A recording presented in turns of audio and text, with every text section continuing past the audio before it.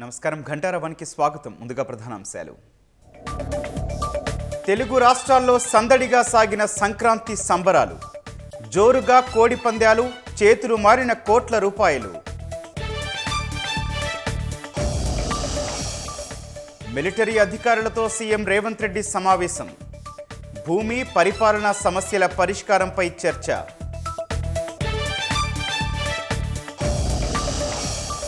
ఇద్దరు ఎమ్మెల్యేలకు clean chit ఇచ్చిన స్పీకర్. పోచారం శ్రీనివాసరెడ్డి, కాలే యాదయ్య బీఆర్ఎస్లోనే ఉన్నట్లు వెల్లడి. మహారాష్ట్రలో ముగిసిన మున్సిపల్ ఎన్నికలు. పోలింగులో అక్రమాలు జరిగాయని ఠాక్రే సోదరుల ఆరోపణ.